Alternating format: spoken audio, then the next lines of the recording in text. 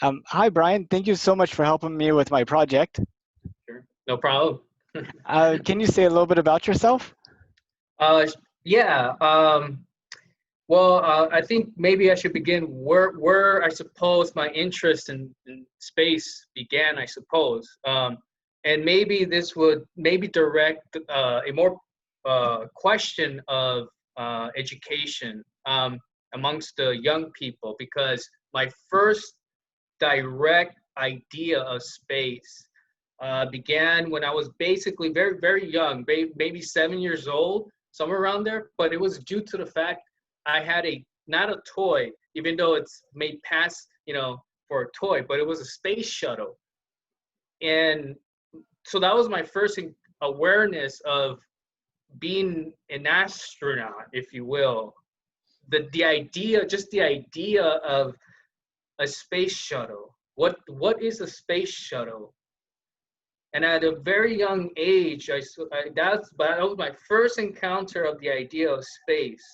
And I distinctly remember it because out of all the other toys I had, the one thing that really impacted me was having a space shuttle, not a toy, even though, but it was this idea of looking at something and connecting that something with something big, because I knew at a young age that it was not something small.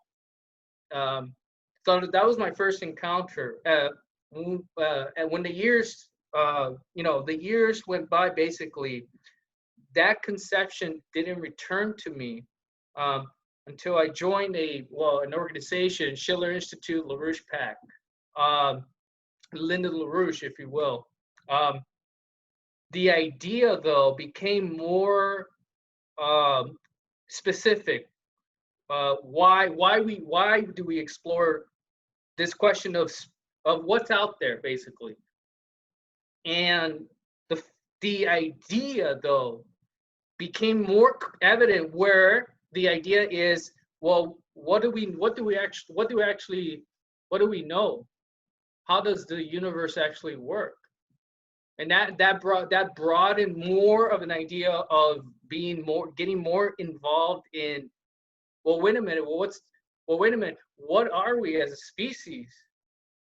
And so you begin to sort of like dive into this idea of what is it that drives people at a young age to make a connection like that, even though nobody told me.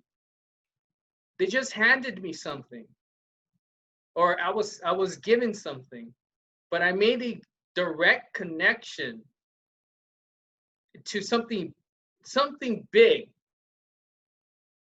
And that again, back in 2007, 2009, when I joined the organization, the idea, though, became clearer, where the uh, the aspect of battle, the idea of uh, the question is, well, how do you begin to answer the question in yourself and in others, what this question of space is? Now, the thing is that when you dive into that world, you begin to see the possibilities, that everything that operates on Earth, and you look at some of these, space.com, for example, um, just some of the things that they're reporting of the nature of just something like what I just recently read briefly, was the state of nature of water on Neptune and Uranus. That they're actually looking in which is they say that it's not nothing like we have on Earth, where water is whatever, solid, liquid, and gas. But they're actually talking about a fourth state of water. And what does that actually imply? And not only that, everything that happens in space doesn't really happen on Earth. So everything is sort of like teasing us to explore what is out there. Even the question of the sun, the role of the sun, all of that becomes more evident when science really is science, is when you actually explore the conditions by which what you thought works on Earth doesn't work out there at all. And that's sort of it's not a, and here's the thing, it's not an outer body experience. It's no. That's not the question. The question is, we need to dive into this aspect of why is this happening out there, and why is it not? So, but how do we combine that? Is there an advantage if we discover what's out there? Is there an advantage to us on Earth? And there is. And this is where the idea of how do you actually break society from traditions? In other words, because when I grew up, there was no continuation with the society emphasizing space development. Because if there was a huge emphasis, I guarantee you, many people my age would have actually entered the space program in some form, either constructing the shuttles or constructing, being astronauts, or doing something connected to the space program. It might not be the mass majority, but I guarantee you, someone would have actually had a direct connection to space, to something like that. Even the aspect of the economy as a whole, it would have actually functioned and been directly connected with the idea of space. So this is where, and by the way, yeah, I live in Houston, Texas, and being connected with, or at least close enough to see firsthand how young people going to, the NASA space,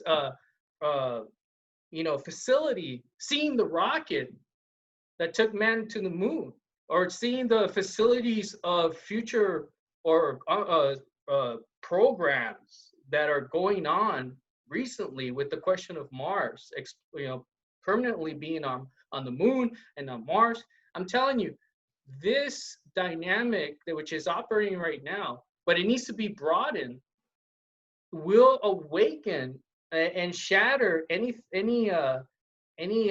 backward ways of, you're supposed to be thinking in some format which doesn't work the minute when someone starts thinking what the possibilities of space. You see, that it's like a beautiful like a Beethoven composition. When someone first hears it, they automatically dissolve their previous notions of space, because now this particular type of music, just like when somebody sees the stars, they hear something in themselves that is directly connected to something much more in the sense that the way they thought before they heard the piece has completely turned on its head when you observe in yourself that there was something limited in oneself. So this is the question of the culture as a whole. What are we as a human race, and where are we going in the future? So yes, and I think you might have been given a conference we're hosting this Saturday with Keisha Rogers, Mike Steger, but striking at the question for all citizens, this emphasis of the nature of why it's not necessarily answering the question, not specifically why human beings are here. It's not that. It's more the opposite, that we're going to explore and continue to explore. And I don't think there is no limit. Like LaRouche says, there really is no limits to growth. And don't look for limits. In other words, don't look for the conclusive meaning of something, because it can always change. And the minute someone probably starts thinking of the meaning of, of something, they completely miss the point, because everything can be turned on its head. And it might work for one aspect, but it cannot work as you dive more deeper into something else, which is operating in a completely different way.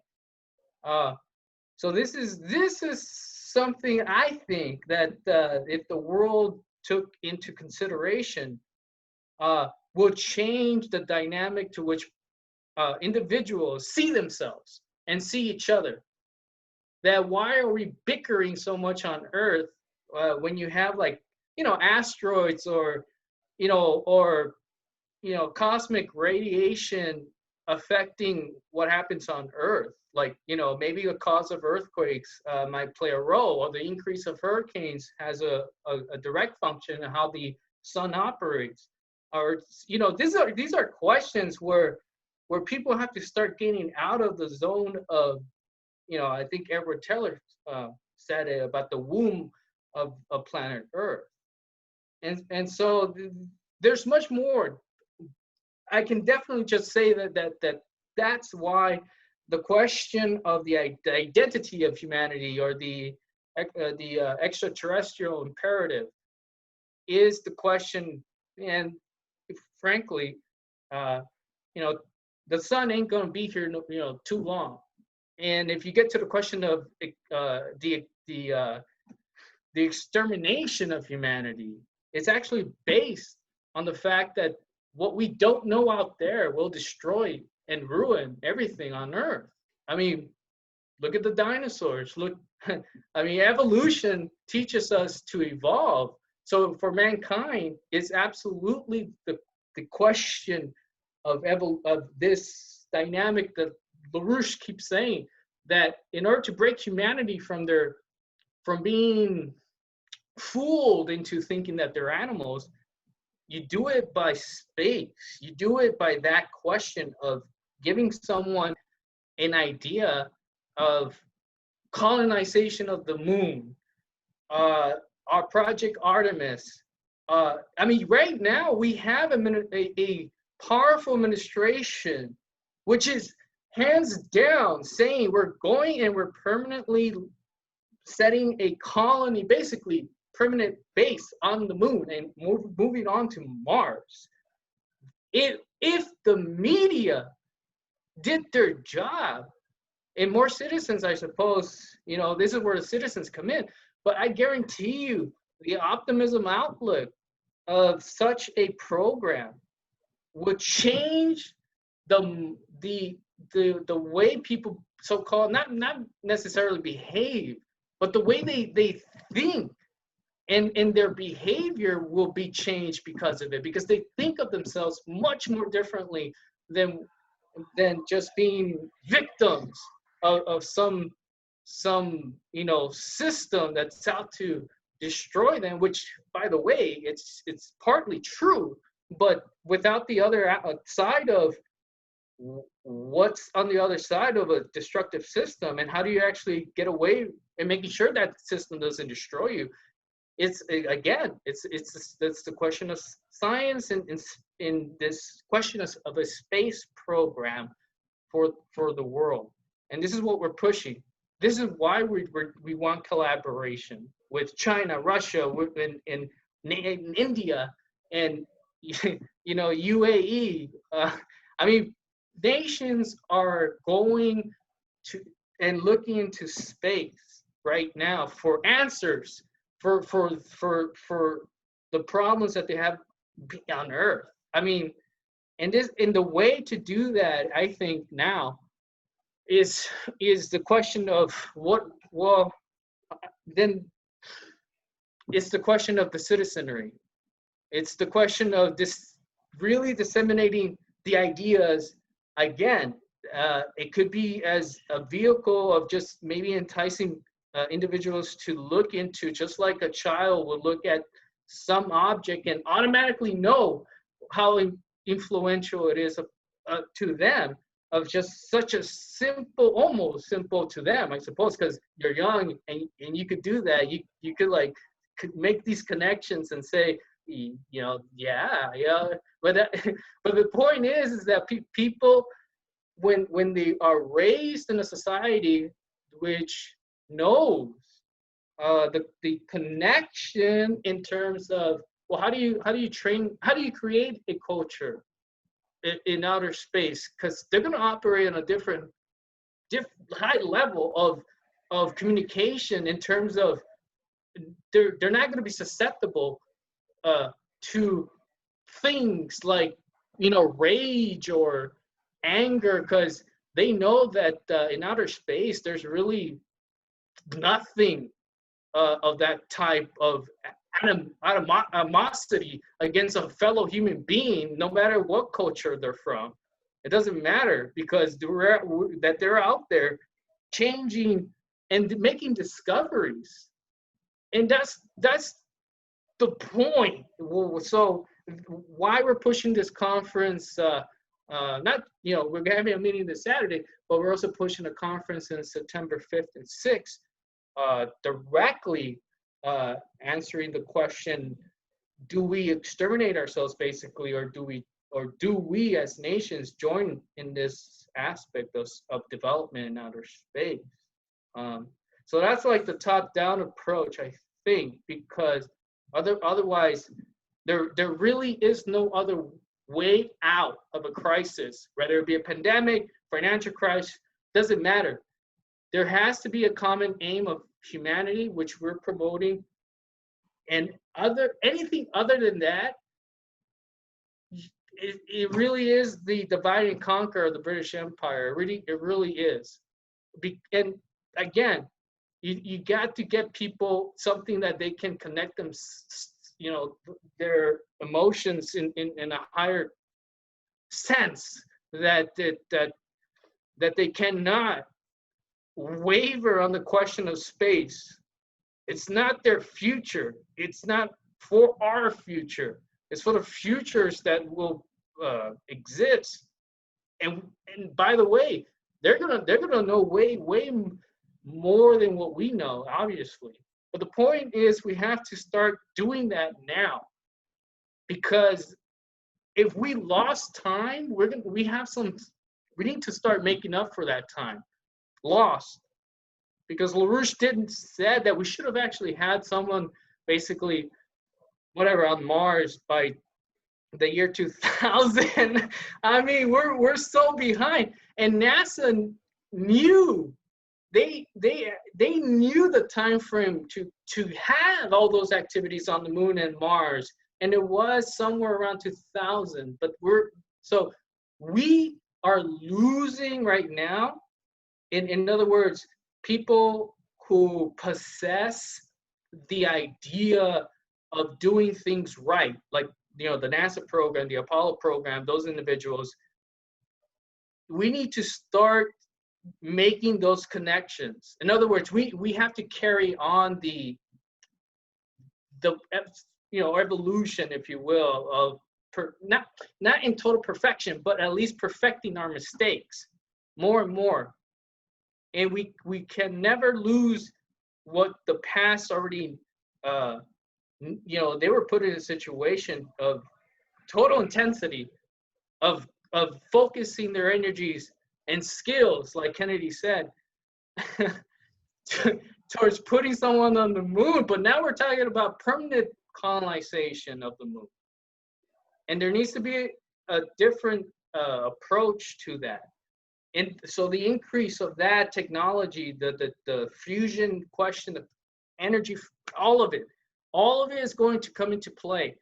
And the only way we can actually change the situation where it is right now, where everything seems to be a little chaotic, is to guide people, at least in the sense of connecting themselves to something of the question of where we're going, what we're going to tell people in a sense, shall humanity end by the time you pass away? What will you leave behind for future generations to say, that those individuals, because they existed, did what they did, we would not be here. In other words, we won't be here on Mars. We won't be here in whatever, in some other galaxy. It was our role, everyone's role that participates in this endeavor now, in order to make secure a blessing of a future, which, by the way, would not exist unless people make a connection of what is the meaning of one's role in life. What will be that person's meaning? If they made the connection that space is a very necessary way to change the way people might think in the moment, which it is. It's a life-changing situation. Because if you look at a Kennedy, the speech in Rice University, that speech broke everything apart in terms of, people are trying to answer, where am I going to be in 20 years?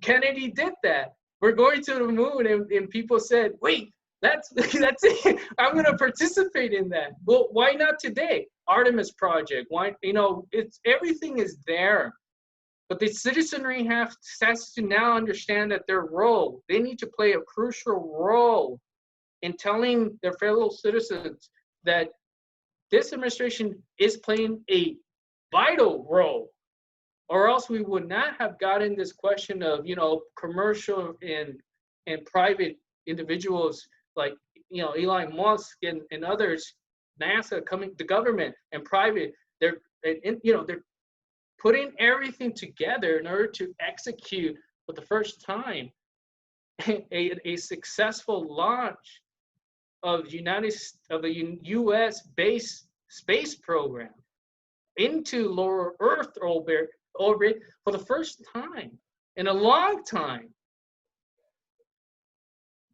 And so we're regaining our in a sense, we're regaining our intelligence, even though we will work with other nations, but it's also necessary that the skills are harnessed in the U.S. as well. We can't, no nation's going, like Kennedy said, no nation is going to be the leader of any nation without being the leadership of having a space program, a successful space program. You cannot lead other nations without such a nation not endeavoring space, the question of space, the question of the mission of humanity in outer space. Humanity would not have actually gained a sense of immortality if it wasn't for Kennedy's space program, if the world saw it. And even though, Kennedy, passed away by assassination, but the question of the idea lived on, and it still continues to live on. So now we're faced with this question of our role. Now that we know that we have an administration, at least Bridenstine, of course, the question of space, the question of the future is still there. It's still in its whatever state, whatever people want to say. The dynamic part is that people can now get more and more involved, because everything has been down to what they prepared for these two astronauts to come back home. They did a great job, and to witness something like that, to regain a sovereignty in space, at least for the nation, it proves that when people want to do something, they know it's difficult, but they know that the way to do something like that, in order to do something in the future, they're learning and they're going to teach others what it takes. And it's true. When you come to the question of space, The question of failure is not an option. You do it and you be successful. Whatever mistakes, fix them. And that kind of like deliberation, discussion among scientists and engineers, that is what's needed, because it's like a fusion energy process for the mind to actually make a breakthrough. And without it, I guarantee you that nothing will come about. If you just have, primitive technologies that people are operating on. So this question is the question. If we are to excel, then we're going to have to explore the universe, and that is what we have to do. We have to tell the world what's out there, asteroids, what can kill us, and also what the great things that the universe causes us to question are the meaning of, why do we explore the universe? I mean, people need to know, and I think that's going to be exciting, especially when you tell them that we can actually grow or start to grow organs out there. And what would that mean for a future health program for the world, which we are promoting? So we know that these questions are, I think, for not just for longevity, for life. No, it's more that what we are, I think, as a human race or species or whatever, creation by God or whatever you want. I think the calling is that we have so much that we have to know. And the first step, I think, is to really figure out what we don't know, and be completely brutal, in a way, honest about what we don't know. But at the same time, we have to be prepared to fight against people who say, well, because you don't know, that means we shouldn't go there. And that's wrong. So we have an idea of a science approach, but I think the battle now is basically, do we gain the ground for space, or do we not? Do we explore the universe and actually perform what our meeting this Saturday says is, the life stepping on land question. Will we step on other planets? Well, potentially Mars, and make habitation there. And that's a very unique question, because we're the only people that can do something like that, or at least very capable of doing something like that. And no one should be deluded into thinking that no one can do that. Whatever people think. I think those who deny that we went to the moon, this is only my philosophy, is that that they be given a, well, maybe I'm being too brutal, but a one-way ticket to Mars. Strap this, put them on a space program or something, kicking and screaming. But hey, look, I mean, they want to deny something. Hey, look, the commercial industry for space is a very good way to put someone on a commercial flight for tourists. So if they want to get a first-hand experience, if the world's round, if we can actually go out there, so-called, I say that they get first dibs on a safe, smooth ride. So do you remember when you first learned that we were planning to go to the moon in 2024? Well, actually, with Trump's administration, the directive to return to the moon basically stated for me why Trump is someone unique in the sense that he's doing something in the face of what's absolutely needed, even though the media puts it in the backdrop, and that's the problem. And you look at the success of why this administration, with with Vice President Pence being on the console, the space console. I mean, we have an administration that's engaged and very not engaged in the sense of like opportunism. They know deep inside that this question of space, even Trump himself identified it as returning to the moon, but permanently. I think someone struck a nerve, or maybe Trump himself was basically looking with the space program of Kennedy, or whatever, the U.S. in general. I think he knows how far we have gone. In other words, how backwards we have been. And to see something like that, to see some administration now engage in the question of permanent colonization, which is something that I think that many people have to understand. What is the question of this administration and the connection of an administration of doing a direct order? For me, it was a moment of like the question of the Kennedy speech, where you're literally telling your administration, the people who serve with you, that we're going to return to the moon, but we're going to do it permanently. Why is that such a? Because it really goes after the question of why Obama was such a.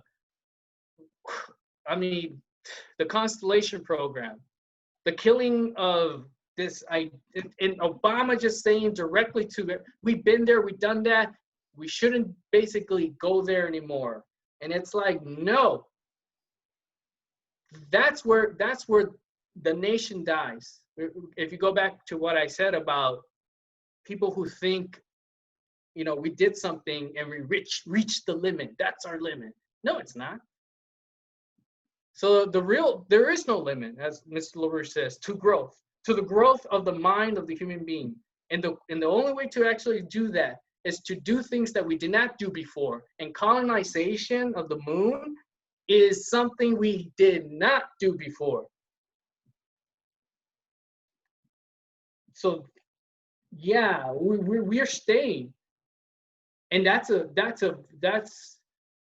whole different approach to just visiting the moon and coming back home. Those footsteps were just the beginning of establishing a permanent base on the moon and doing all sorts of things on the moon, using it as a launch pad, as President Trump said, to Mars. I mean, these are the questions that LaRouche stated in his 1988 campaign with Women on Mars. I mean, how do we actually develop this culture of people actually being fully capable of colonization of Mars?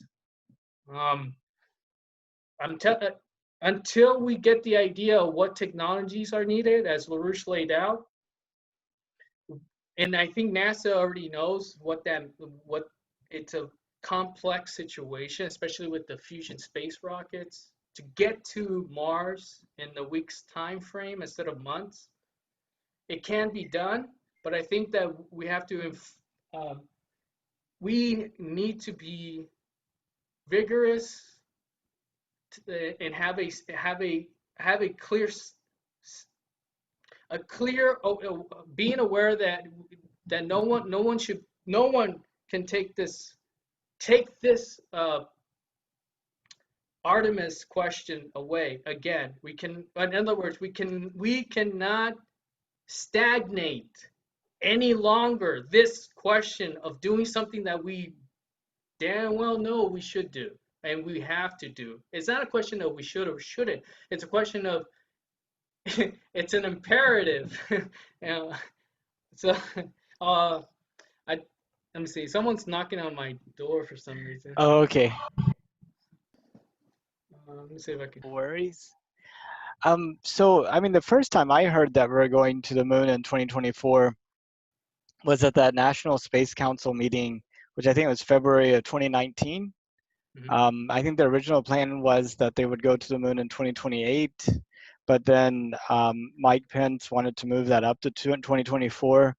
And then Jim Bridenstine likes to talk about you have like technical risk and you have political risk, and by bringing that date in, you help to avoid some of the political risk, because if you can make it within, the next term, then maybe you could get the momentum going to keep it.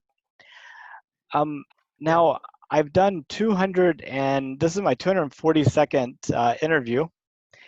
And out of those 242 interviews, how many of them do you think knew that we were going to the moon? Now, just to give you an idea, when I first started this project in December of 2019, I was interviewing people at coffee shops, at the store, at Mm. the airports, random people. Right. Now, since I've been doing it virtually, I haven't quite had the same random selection of people, because people sign up and maybe it's more space-based, interest. But um, out of those 242 interviews, how many of them do you think knew that we were going to the moon in 2024?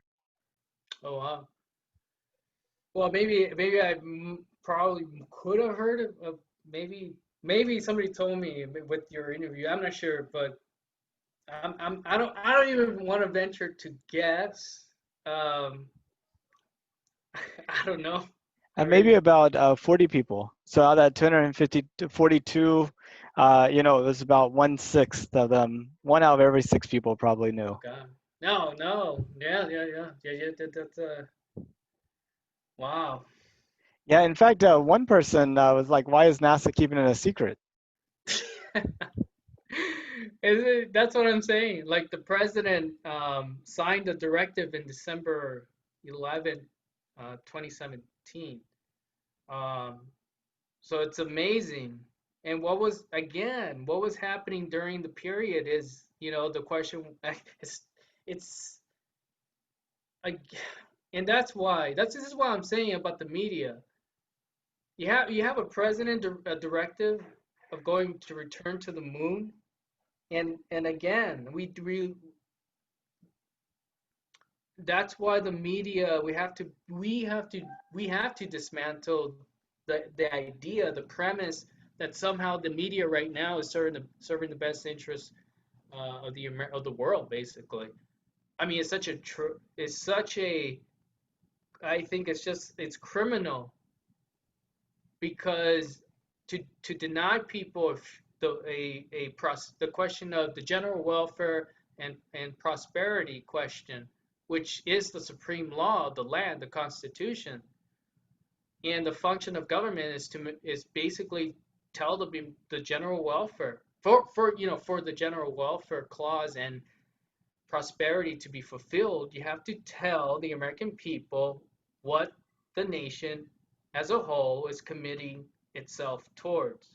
And if you deny people the aspect of going to the moon permanently, you really are suffocating them intellectually.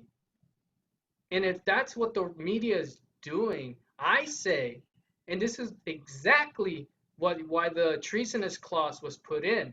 What better way to give your enemies comfort than letting them know that you are not telling anyone the truth? Yeah, and it's definitely a controversial topic that there's many different viewpoints on. Talking about, so usually most of the people that I talk to find out that we're going to the moon in 2024 from me doing these interviews. And I would say that the majority of them are supportive of it. They're like, wow, that's cool. I'm Yeah, glad we're going, that type of thing. yeah, There's been a few who've raised kind of arguments that I was already had heard before, the opportunity cost argument. Why are we going to the moon whenever uh, we have global warming, we have poor people, we have problems of healthcare, etc. But we've also had some other people say that we shouldn't go to the moon because we've messed up the Earth. We shouldn't mess up the moon too. Also had some people say that they didn't think that humans really could survive for long periods in space, and that it'd be much better to send robotic missions and things like this.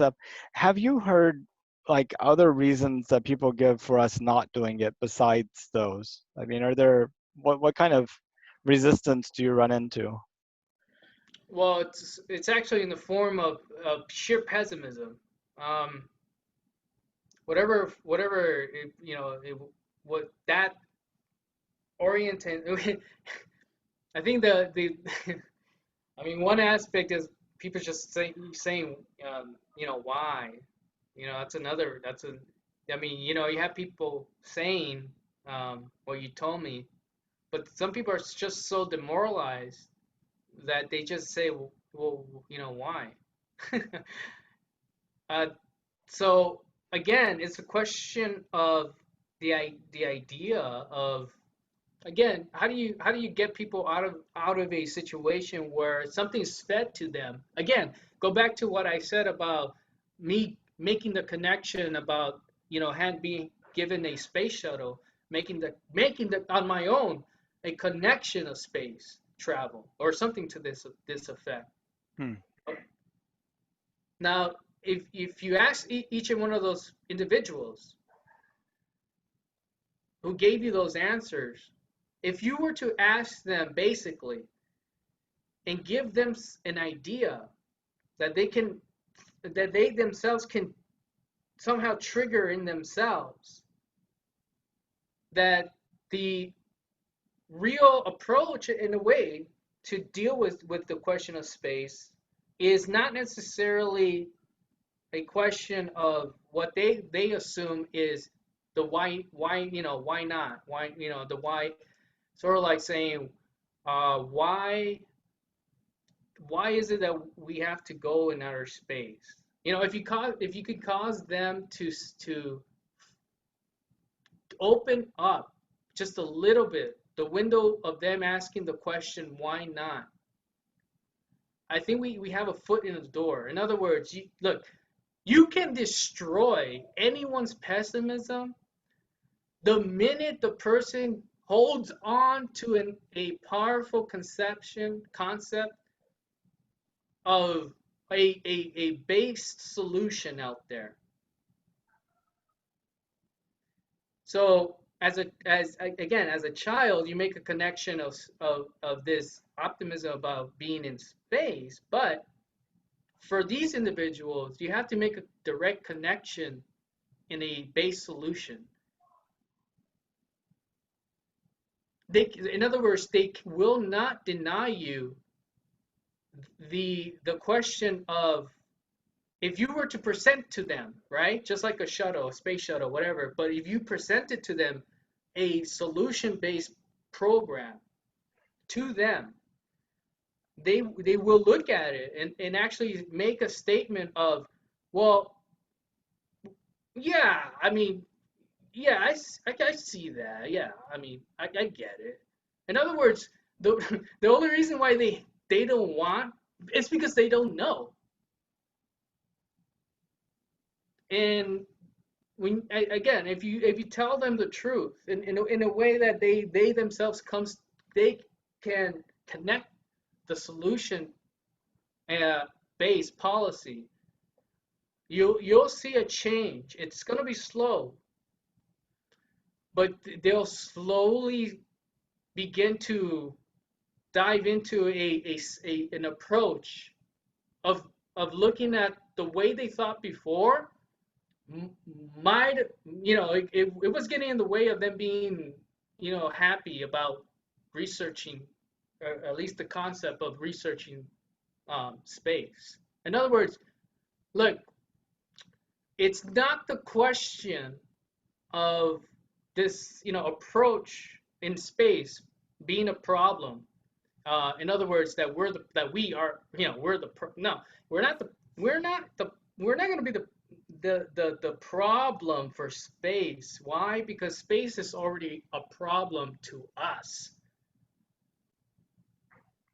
So whatever we do to it is going to have a small impact compared to what the universe has done to us so far. So that's a big, like, it's not a twist in such, like, it's like a gimmick. It's the truth. Whatever you think we're going to do to space out there, I guarantee you it has bigger plans for us, uh, as we begin to explore the universe. That's a good point. And what do you think about Elon Musk, SpaceX, and his vision for a million-person city on Mars by 2050? I think it's bold, and the only way to actually achieve a population, I suppose, of a million. I mean, you're talking about like two generations, or actually, actually you're talking about doing this in the it's I think it can be done. The problem is, again, the question of the fight. If you're going to sustain a program like that, I'm pretty sure Musk must know what it takes. You're going to have an assembly line to do it. And that absolutely means that the United States has to re-engage itself in allocating the funding. And that means the program that we have in store is regaining control of our banks, our currency, and and absolutely doing it in such a way that you're funding the necessary modes to maintain such a program. And it's going to be difficult. I guarantee you, it's going to be difficult because the question of finance, which can be available, can only be achievable if we control our currency. And that goes into a question of the world financial system. And again, it's a question of, do we understand, we right now, that we don't really own our currency. Not we don't. We don't. If you look at the bailouts, why do we have bailouts? Why do we have Wall Street? Why do we have a cartel in what the UN and former Senator Mark Levin, what he researched, what HSBC had, the drug money. I mean, these are activities now in place, and if we don't eradicate uh, the the money that's being moved around here and there, and fictitious programs in terms of the currency, the way it's manipulated. If we don't end that program and solidify a currency which is based on the connection to it in terms of the economy instead of speculation, we're not going to have a stable program, or a program of NASA. I guarantee you, because even Bridenstine, after the successful landing of the Crew Dragon, uh, he was, in a sense, hey, telling Congress, we did it, give us more money, we're going to the moon.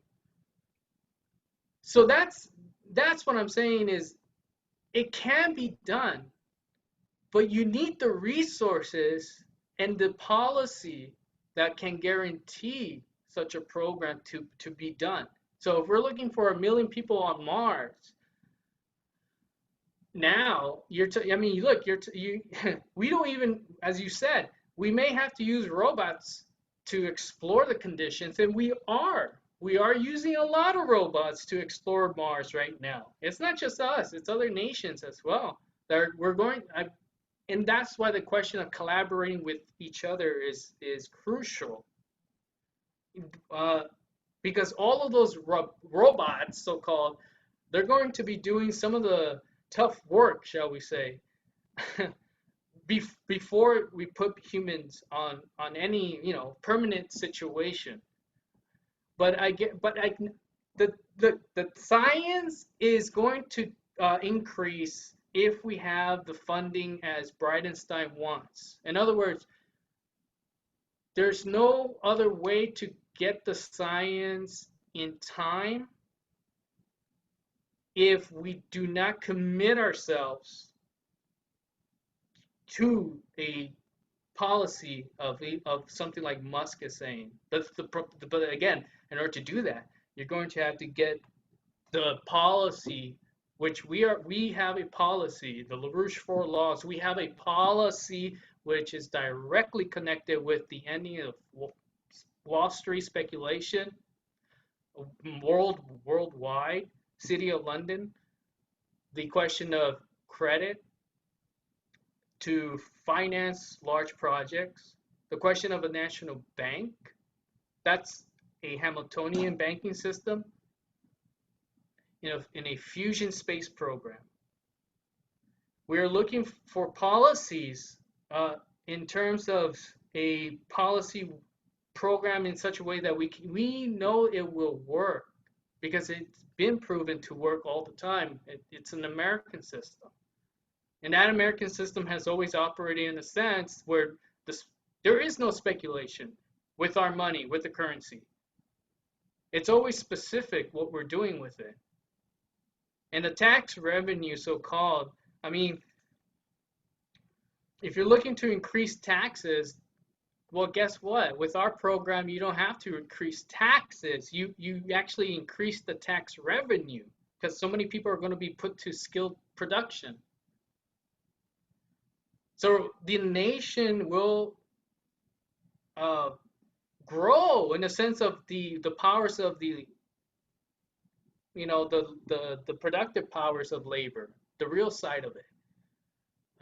When we know all of this in terms of, well, that's the point, isn't it? Like, how many people know that what's the difference between monetarism and like Wall Street and the American system, the physical productive powers of labor? How many people actually know what that means? When you ask somebody, what type of work do you have? I mean, what are they going to say? Do they really think it's skilled work? I mean, we have to produce a generation, 2 generations, and now maybe we're looking at the success of all generations in gearing themselves up to be a real a way to actually have a society that's in a way they can do something and actually know how to do something, what it takes, and that absolutely means a skilled labor force, a force that is indispensable. In other words, if you're going to have a program like that, what you said, that Elon Musk wants, whatever, he can't do it in one generation, because the technical skills required for such a program means that you really have to have a society that is grounded in this question of being human, and that takes more than one generation. Have you seen what's been going on in Boca Chica, Texas with SpaceX, the Starship testing they've been doing? I think I heard of it. I'm not sure what the details specifically is. Yeah, down there, that's where they're developing the Starship, which should be able to carry 100 people to space at a time. It'd be able to, it'd be the most powerful rocket ever built, but the cheapest to operate because it will be 100% reusable. And he's he's building a factory down there that would be able to produce 2 a week, and each one would be able to make 3 trips to orbit a day. So you would be able, to lift literally megatons of materials into orbit. Right. And so he's planning to send 2 of them to Mars in the 2022 launch window. Mhm. And he's also planning to use it to send some people around the moon in 2023, and then actually maybe send the first people to Mars as early as 2024 or Mhm. 2025, which Yeah. would be pretty amazing. If they have a again, if they're looking to explore that distance, they have to look into 1G gravity. And they have to simulate a gravitational field for people, and that's why we're saying the less time spent travel time to Mars, the better. Which is why that's why the fusion space rocket it has to be developed as successfully as they can produce it. Because I mean, you're going to accelerate fast enough to produce gravity and decelerate as you're arriving, uh, there. But the thing is that it's again they can do it, but if they know what, in other words, you're going to have something by 2024, and if you haven't, if you're just assuming you're going to, shoot people into outer space, it just seems like they have to be aware somewhere in the back of their heads. Look, when Elon Musk spoke, do you remember the speech he gave after Bridenstine, of the return of the crew? Yes, Do you remember what he said about, he's not a religious man, but he prayed for this one? sure. That kind of tells you something. It tells you that they, they were hoping nothing goes wrong, and we cannot have a space program where people are thinking that I hope nothing goes wrong. And so look, what I'm saying to you is this: is that the confidence which is required to put people in outer space, to have that type of confidence, you don't it's like one of our astronauts says, you don't go into space with your fingers crossed. That's not how they do things in NASA. And so we have to be very diligent in what in the question of doing something. Again, the question of failure is not an option. And if there's a window for failure, that's not an option.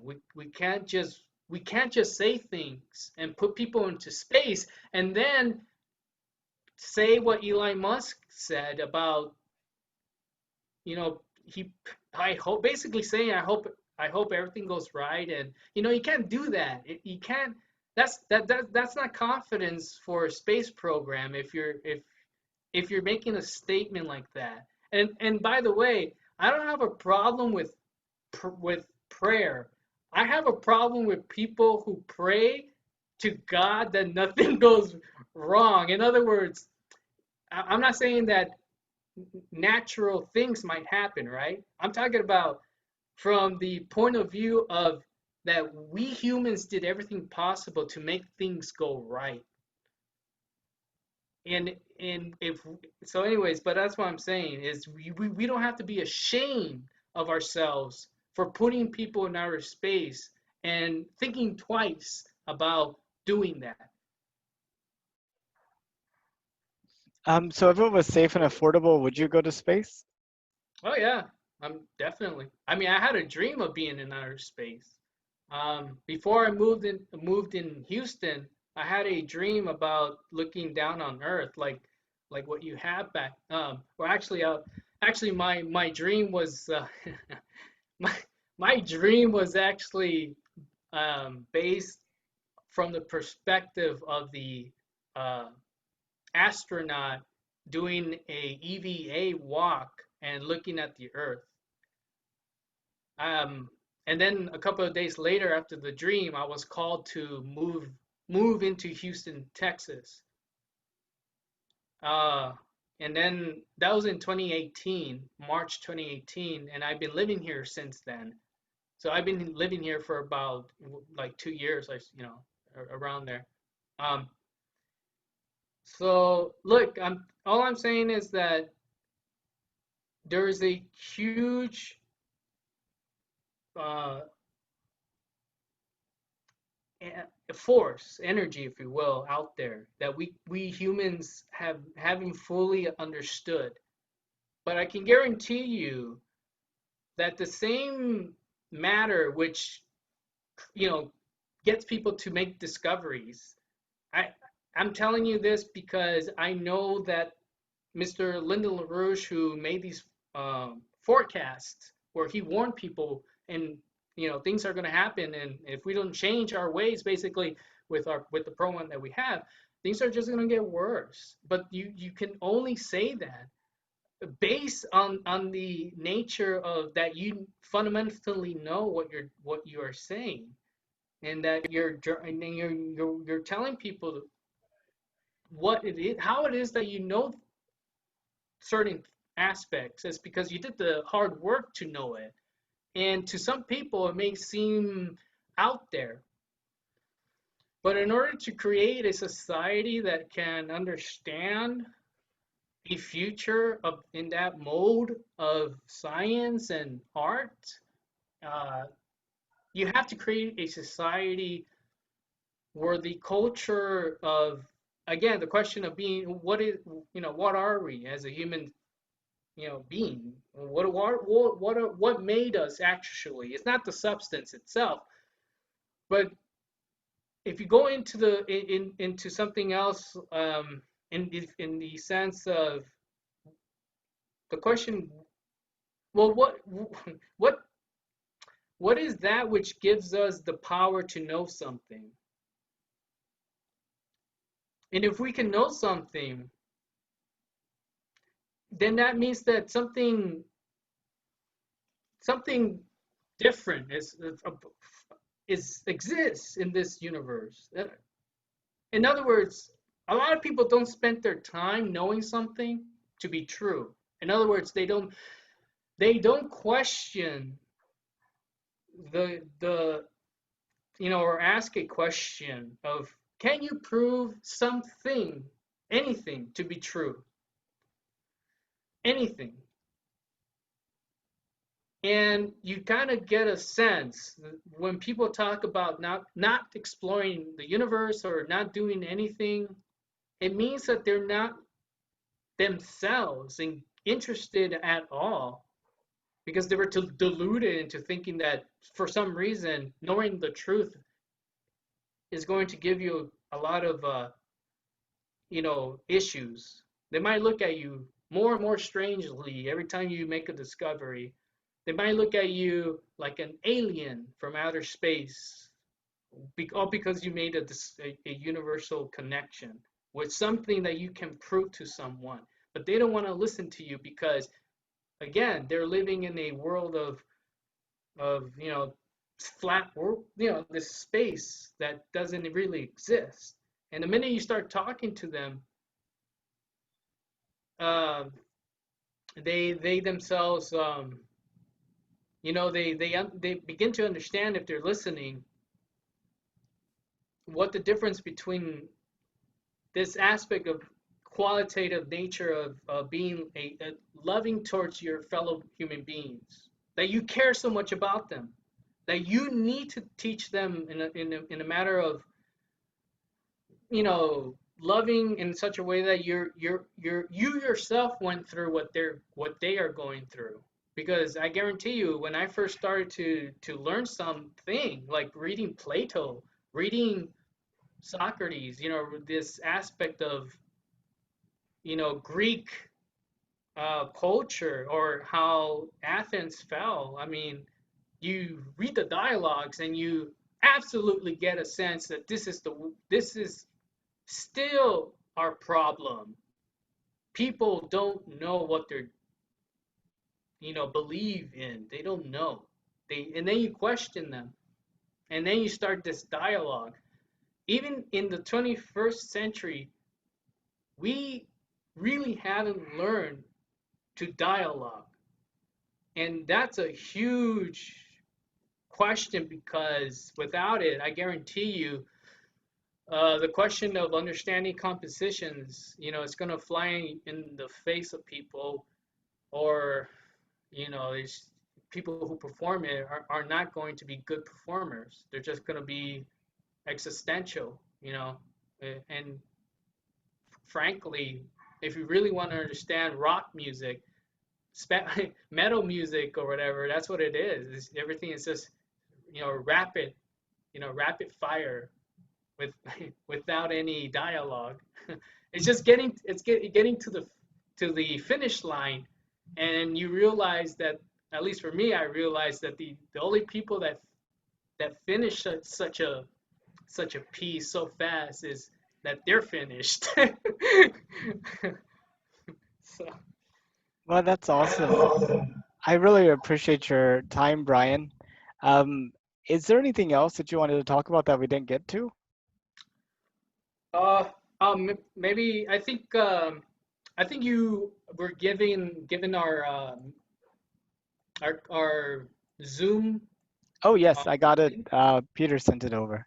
Oh, okay, great. So yeah, I mean, if just it's gonna be this Saturday for folks, and I believe they can get in contact with you with the link, and just send it out to your networks. But yeah, I think that's basically what I would state. I think that people have if they care, I suppose. I will only end with this, I suppose, and this is only because I listen to this ability to listen. I have to, in a way, to cause oneself to listen, but also to cause others to listen.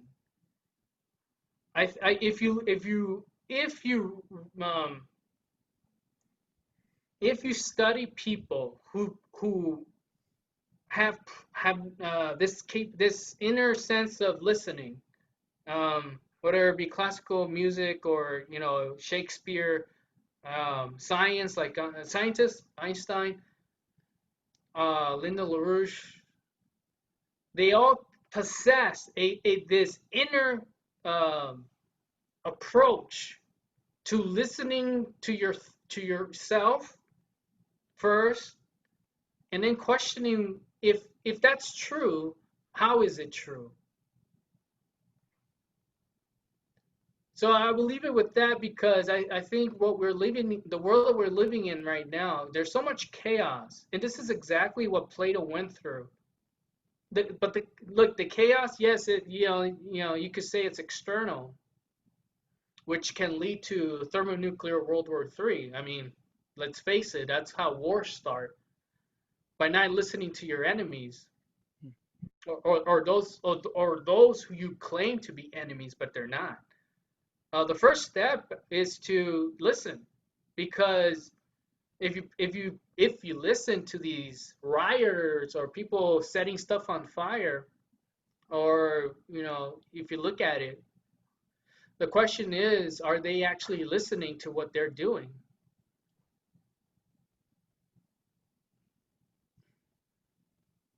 Yeah, I don't know. I haven't I haven't talked to them, but it's definitely No, I important to know. listen for sure. No, but you're running into a situation where you'll be confronted with the fact that they haven't really thought it through.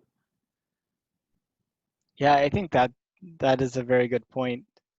Well, Brian, thank you so much for your time. And Thank you. I have 1,598 more days to go. So if you know of other people, maybe you could send them my way.